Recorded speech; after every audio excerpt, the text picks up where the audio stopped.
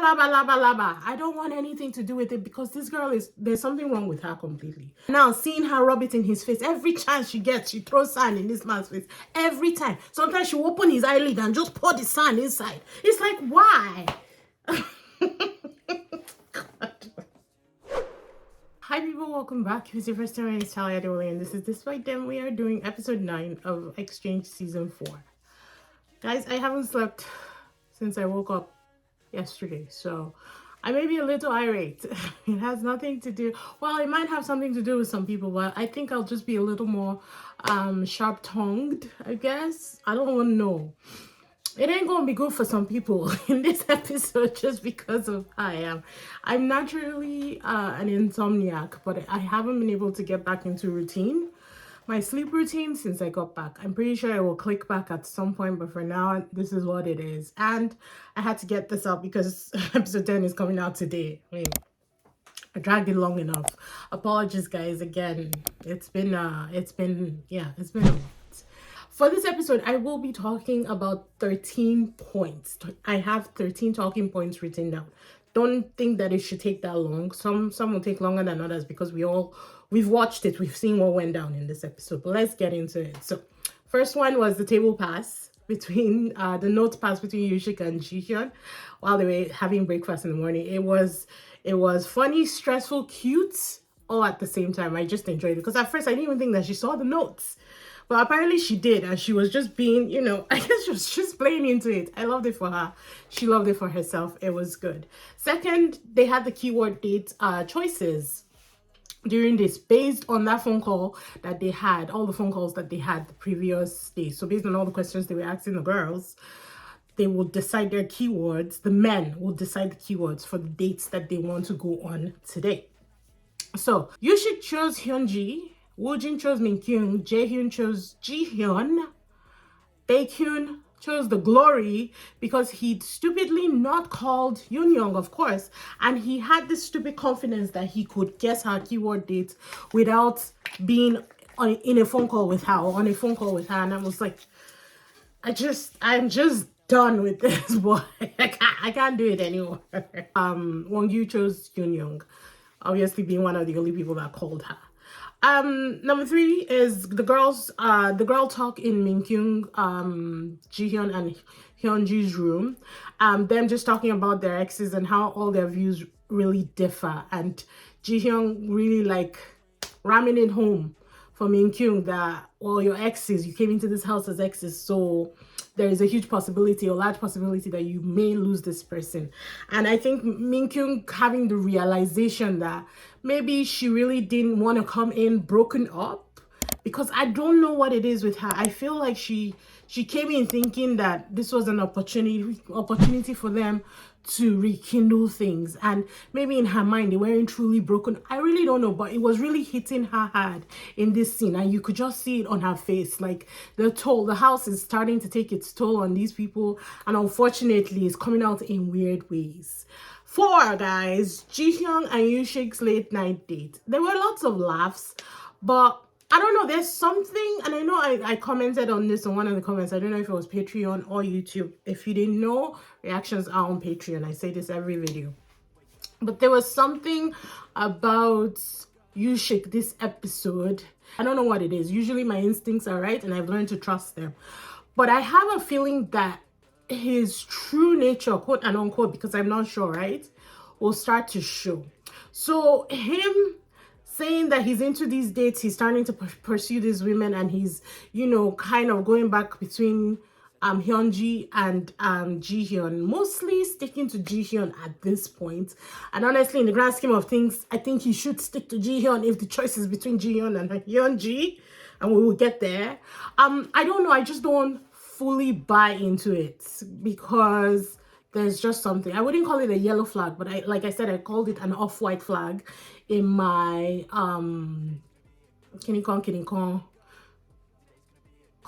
reply to the comment that I was talking about. Their date was cute. She is so giggly, so happy, like just full on falling in love with this boy. And sometimes I love to see it. I love to see it from a girl, guys. I really do. You guys know Jihyun is my number 1 on this show right now, and I think she'll be my number 1 for a while, even if she starts to go crazy with her ex and everything. down the line. But I just don't like it with Yushik, even though he's still top for the guys for me. Actually, I don't even think he's top anymore. We'll get to it. Anywho, number 5.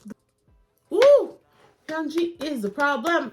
Yeah, I swapped out the hat. It wouldn't stay in one place, and I can't be bothered right now. Hyunji is the problem, but we'll get to it. Talking point number 6. Baekhyun and Yushik having this late night chat with the trio in their room. So Minkyung, Hyunji, and Jihyun. And Minkyung trying to come across or like get Yushik's attention by any means possible, and have following frustration when he doesn't play along, because she's asking him questions and he's really not being attentive. And then at one point she's trying to get him to go downstairs to talk to her in private, and he literally said no. She asked him twice and he said no. I have frustration, guys. I was dying. I loved it so much. I can't lie. The whole scenario set me off in the best way possible. Loved it. She knows she's losing him. That's why she struggled at talking in her sleep, guys. Exactly what she said. He was ready and willing to get back with her. And then she came in, smiling at every man and not talking to him. That's what you get. That's what you get.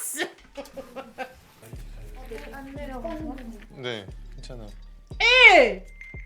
Hey! Hey! 우와, 표정 미쳤다. 와, 이악 물었어. Oh my god. And then Jihyun chatting with Baekhyun at the corner over nothing, and Hyunji just spiraling. God have mercy. Just spiraling for no reason whatsoever. It was redonkulous. The events that followed after this whole room scenario that was going on, guys. Number 7, Yushik and Minkyung finally having their chat outside. And then we get to see Yushik actually fight back at this point in time. A lot of people were complaining that the way he talked to her was not very respectful or whatever. It was very direct, bordering on, no, I wouldn't call it that. It was very direct. Personally, the chat I wasn't bothered with the tone in which he spoke to her. It was very much, I've had enough. Let me live my life and you live your life. Since you want to go and date other men, let me date other men. That was what he was giving me in this. But considering how passive he's been throughout this whole thing in his one-on-one, again, I think that one-on-one chat with the producers is actually him just putting on a face. I think the producer said that he shouldn't show any emotion as much as possible, and that's just what he decided to do. However, it was definitely a shift in persona, this late night terrace chat that he had with Minkyung, that was really fraught with a lot of directness, bordering on just, I don't want to call it that. I don't want to put that out there because that's not what it was. It was very direct. It was very cut. He was like, you go inside, we're done. Basically is how he ended that thing, because she wanted to just stay outside and not say anything. To her credit, guys, to her credit, this was the first time that she was not directly berating him during the conversation. You could tell that this girl was grasping at straws, and she was literally desperate to connect with him because she felt like, I think she felt like she was losing him and she could eventually lose him in the grand scheme of things. So the desperation was oozing, guys. It was just oozing out of Minkyung. Poor girl.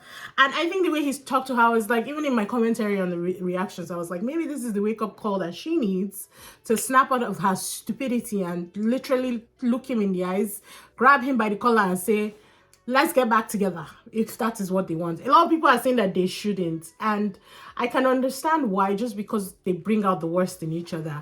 But I think a little couples therapy will go a long way, guys. Even individual therapy will go a long way, but couples therapy for these two will go such a long way, because yeah, I mean, yeah, it is what it is. Sometimes sweethearts stay together, sometimes they don't. This might be the case where they don't. We don't know. And then we see Baekhyun and Hyunji and their weirdness, the conversation that was the weirdness that was the conversation that they had in the foyer just by the door. Why they didn't just go outside, I really don't know. I thought that they would get caught. But this girl is on something. And I'd usually ask who her supplier is and if I can get their number, but this time, laba laba laba laba. I don't want anything to do with it because this girl there's something wrong with her completely. Let me break it down for you guys. Let me just break it down from the recesses of my very sleep deprived memory right now. She started complaining that Baekhyun was doing things that were disrespectful in front of her. So I'm sitting there, I'm like, okay. Disrespect? We don't like disrespect. So what exactly, sis, did he do that was disrespectful? When Ji-hyung, I don't know, I think when she came back from her date with Yushik, she gave Baekhyun this, like, it was a low five. It was just like, hey, you're back, what's up? So, oh God. The ridiculousness of this whole thing is even annoying me that I have to repeat this. To be honest, I swear down. So the low five was what this girl latched onto. And she was like, he's being disrespectful. You shouldn't high five girls in her presence. You shouldn't do anything that's disrespectful to her. And then you could just see the crazy, guys. You could see the crazy. It was swirling in her eyes. I was screaming. Maybe I'll put clips. Maybe I won't. I don't really know. High five. High five is the problem. Okay. 나는 근데 그건 아니라고 생각해. 너 Really? 제일 마음에 없는데 내가 왜 다른 사람이랑 하이파이브 하는 거 가지고 막 Thank you. 내가 뭐 그게 뭐 재회를 하고 싶고 안 하고 싶고 그걸 떠나서 It was if he had kissed the girl on the lips, I would say yes. A high five? Are we really debating the rights and wrongs of a high five with a girl that he doesn't even like? Oh my days. This girl is so... Oh my God. Oh, I see. It was a build-up. So from the low five, because it wasn't really a high five, it was a low five, guys. Let's call it what it was. From the low five to them now having that side conversation in the room. She has built this thing up into this castle in her head and is now strapped in there. Oh my God. There is definitely a lot to unpack with this couple, especially her. Like I said, I think I said in my review, I said that he seems to be emotionally manipulative. And in the grand scheme of things, when you look at it, because of his facial, the way he looks, some of his facial, the faces that he makes, what's it called, expressions that he makes, he looks like more of the bad guy. But I think she is more of a problem. They're both problems, so I think she's more of a problem. Because even in episode 8, when she was forming, I don't want to be here anymore, I want to leave. And she was wiping inside her eyeball because no tears were falling down from her face, guys. There were no freaking tears. Oh my, look at that face. Look at that face.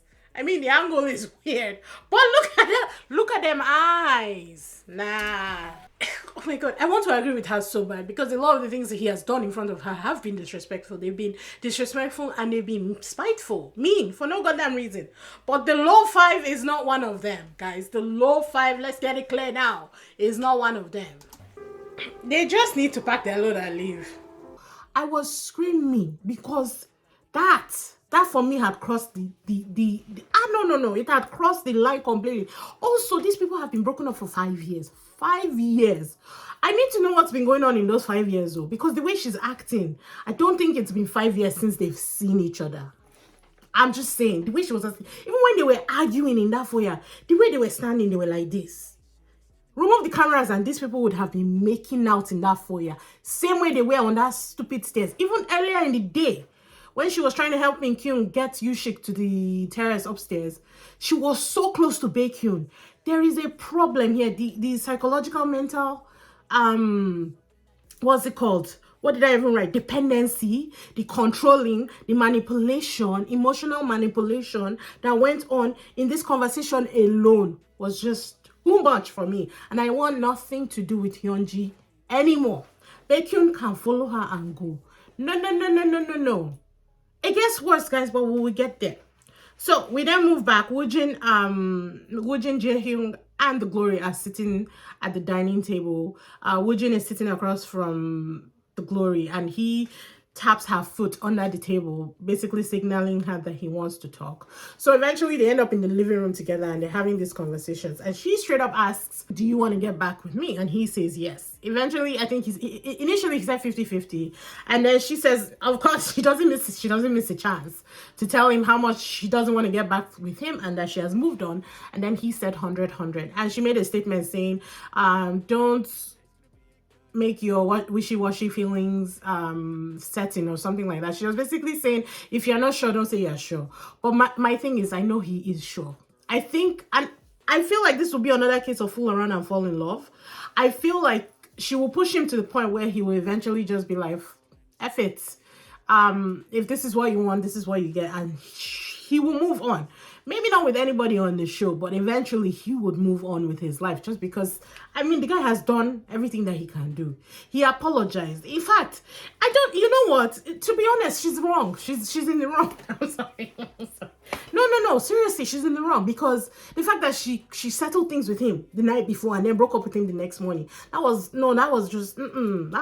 not cool at all. I get it. I get the situation. I get what was happening. That just wasn't cool to me. She's in the wrong. So I feel for him because he stayed in this uncertainty for however long that they've been broken up, thinking, how do you go from things being okay one day to the next day, you're single? You know, and that has swirled and just like taken over his entire being. And now seeing her rub it in his face, every chance she gets, she throws sand in this man's face. Every time. Sometimes she will open his eyelid and just pour the sand inside. It's like, why? Every bloody chance she gets, she reminds him of how well she's doing. Oh no, you know what, moving on. So in the end, they didn't really settle anything. He basically leaves the conversation. She keeps telling him, move on. I'm gonna do my own thing, you do your own thing. And then she stays there crying. And she's going to tell us that she's over her ex and she has moved on. Who is she lying to? It's definitely not us. So who is she lying to? Because I don't think she believes she's lying to herself. You know? Oh my days. Number 10, guys. They flash forward to people outside. No, they just showed us outside. So I was like, oh, beautiful quiet morning. And then they zoom in on these two people. And Baekhyun and Hyunji have been talking outside for God knows how long. Till morning. And I'm like, oh my days.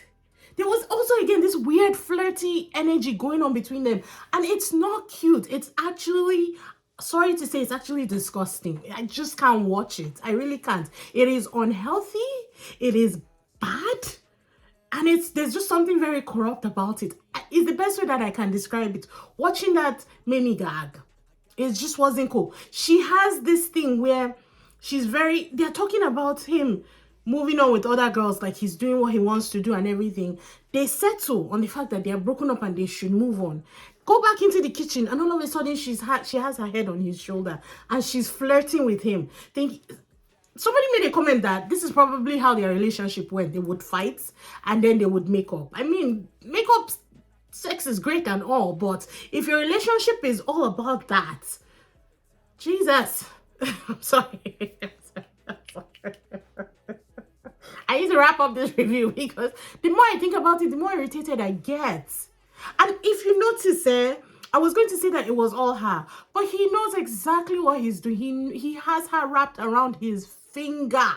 Because even when she put her head on his shoulder, he was the one who pushed her. He didn't touch her. He pushed her off. But then he leaned into her, looking her straight in her eyes and smiling. He knows they both know what they're doing. And they need to pack up their bags and leave with their toxic energy. Because nobody needs it. Oh, God. Oh, my days. Moving on, number 11. Homeboy Wongyu walking into Jiyon's room, waking her up, asking her on a date. Mic drop, guys, mic drop, because I don't think this has ever happened where an ex asks his ex on the date before the ex dates that come up at the end or something like that. I think they have one date at the end where the exes come together. It was so bold, it was so manly, and he did it in the most Wongyu way possible. Calm, cool, collected, chewing gum. In fact, no, my guy, I rated it to the max. Rated it to the max. He is such a man. He's such a man among boys. It's crazy. He and Woojin actually impressed me extremely during this episode. Him, Woojin, and Jaehyung, I would say. Jaehyung is still new, so we're still getting a feel for his personality. But I think these three were men in this episode, and we give it up to men, you know, in a house full of boys. Who else was on that list? Unfortunately, it's just the other two, eh? Yeah, these were men. These were men. I loved it. So number 12, Wongyu and Yoonyoung, we see their dates. I completely skipped it because I really didn't care. If anything develops there, we can talk about it later. Then Woojin's date with Minkyung. And I think it was actually the best thing for both of them, because both of them were simultaneously being stressed out by their ex-relationships in the house. And they went to this water play place where, you know, they did there was water play, guys. I can't remember the name, but they got to live like kids and have fun and have like this dopamine rush. And I think I wanted it for them, especially Minkyung. Minkyung is so wound up at this point in time. She needed to relax, and I loved it for her. And then the eating date afterwards, the restaurant date afterwards, was actually really deep. They had really solid conversations. She asked about what kind of person he would want to date, somebody who'd been long in a relationship or somebody who's been, I think he even brought it up. Maybe she didn't even ask. And he preferred a long relationship just because, you know, it showed stability and that you can commit and all that kind of stuff, than individual, which is what I would like, you know, longer relationships than individual multiple relationships, even though I've been in individual multiple relationships. But that's why I like what I like, because I've seen the other side firsthand, you know. Anywho, I really did like them. I think their dates have always been the best so far, as far as chemistry goes, and them actually vibing each other. I think her heart is still very much stuck on Yushik, and it's getting to the point where she can't hold it in anymore. But if Yushik wasn't in the picture, Woojin would be a good choice for her. And then final Jaehyung and Jihyun's dates. And I didn't really know. I thought that he seemed to be really giving her googly eyes, and I think he really fell for her throughout the dates. She seemed a lot more reserved than what we've seen throughout this entire thing. And I think maybe because he's still new, but that's not Jihyun's style. Jihyun doesn't care if they're new or old. She's very engaging, she's very charismatic, she's always herself. So it only led me to believe that maybe she's not feeling him like that. And from the clips from the next episode, we see that she's still very much stuck on Yushik. Don't know why. I know why, but I just don't like it, because I don't think Yushik is stuck on anyone except for Minkyung. Or he just came here to rub it in Minkyung's face that it is what it is. It's something. I don't know. I can't prove anything now. There's still a lot of episodes left, guys, so we still got time. However, I don't think he's into her as much as she's into him. At least maybe not romantically. I do think that Yushik does enjoy spending time with her, but I think that Jihyun likes Yushik more than Yushik likes Jihyun. So bringing it back to Jaehyun's date, it is what it is. It was their first date. Maybe things will expand from now. It looks like he wants to be proactive in chasing my baby girl. So we'll see how that all pans out for them. All in all, solid episode, guys. Solid episode. I have zero complaints about this season. In fact, I think maybe I don't know. I think I'll wait a while and then I'll react to my reactions of this season at some point in time, because it's been fantastic. Love it. Anywho, always looking forward to your comments, guys. Again, always streaming on Patreon, so feel free to check that if you want to see all the reactions. They're always there, as well as some other really good shows. So yeah, but I'll see you guys in the next one. Toodles.